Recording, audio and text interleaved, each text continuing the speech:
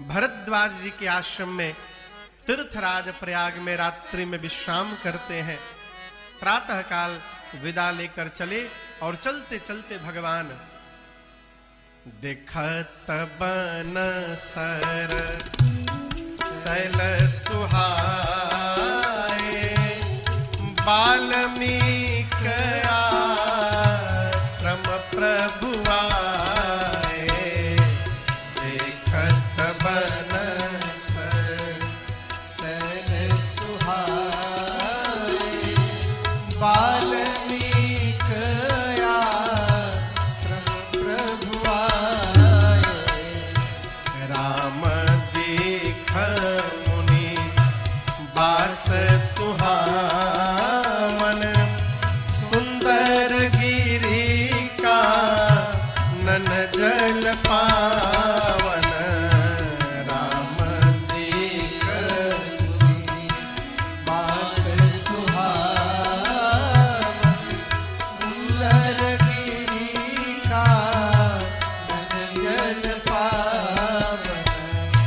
सरनि सरोज कपवन फूले गुंजत मंजू मधुप रस भूले।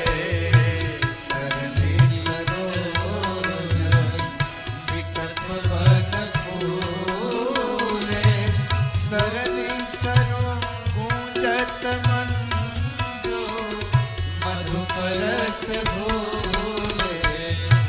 खगमृग विपुला कोलाहल करहि। खगमृग विपुला कोलाहल करहि। विरहित बैर मुदित मन करहि। विरहित बैर मुदित मन करहि।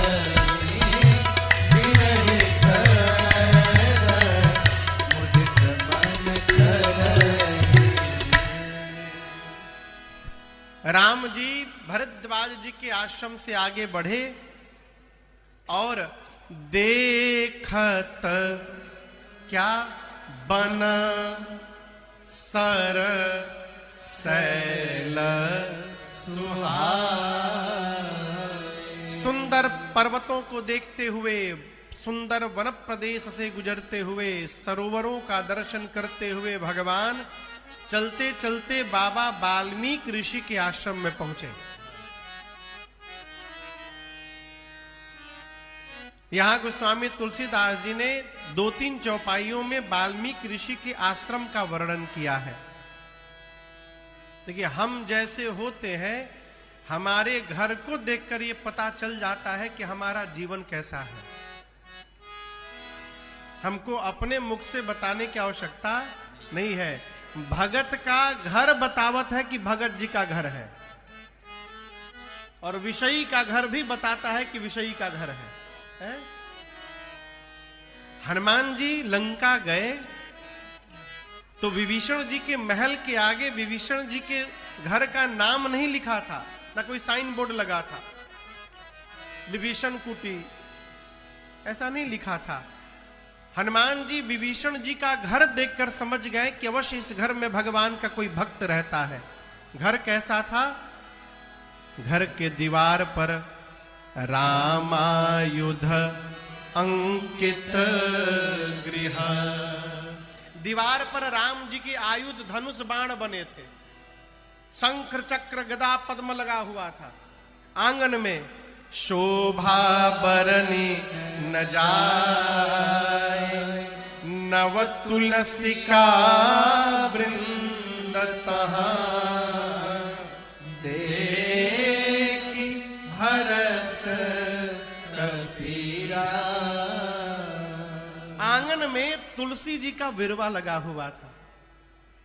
हमारे कथा के प्रेमी शंभू पांडे जी, शंभू भैया, इसी गोरखपुर के बगल में महाराजगंज में कप्तानगंज के पास उनका गांव है। रहते तो दिल्ली है। पिछले साल मार्च में वो एक नया मकान बनाए, अद्भुत मकान। उसी के गृह प्रवेश में हम लोग राम कथा गाने गए।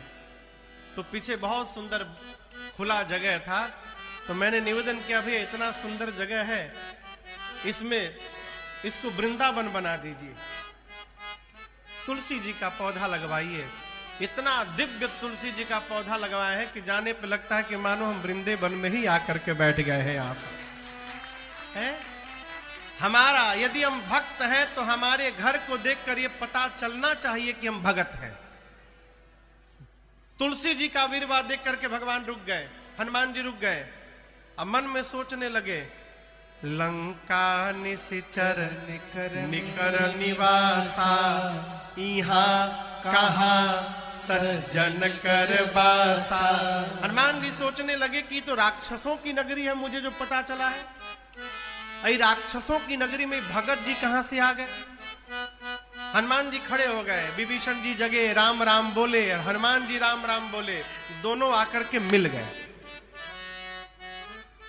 यदि हमारे घर को भी देख करके पता चले कि यहाँ कोई भगवान के भगत रहते हैं, तो हनुमान जी की तरह हमारे दरवाजे भी भगवान का कोई भक्त आएगा और वो हमको भगवान से मिला के चला जाएगा, घर देख करके।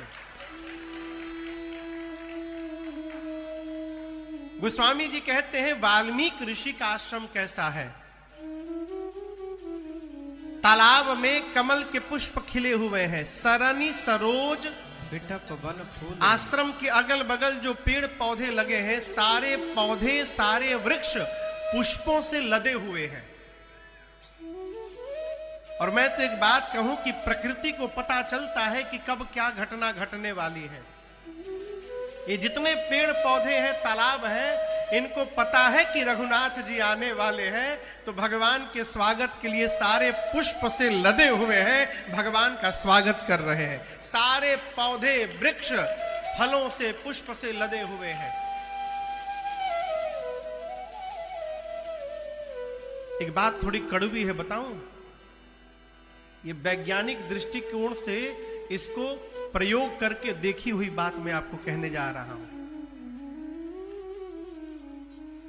जिस मनुष्य का हृदय निर्मल होता है, जिसका चित्त निर्मल होता है, जो सज्जनता से संपन्न होता है, जो भगवान का भक्त होता है, उस व्यक्ति के हाथ से लगाए गए वृक्ष से निकलने वाला फल मीठा होता है।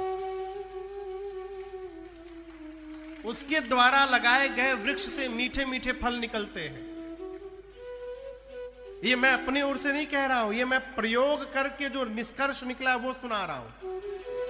और दुष्ट व्यक्ति के द्वारा जिसकी मन में कुटिलता भरी हुई है, उसके द्वारा लगाए गए वृक्ष से मीठे फल नहीं निकलते। जो भी निकलता है उसमें कीड़े लगे हुए होते हैं, कड़वा फल निकलता है।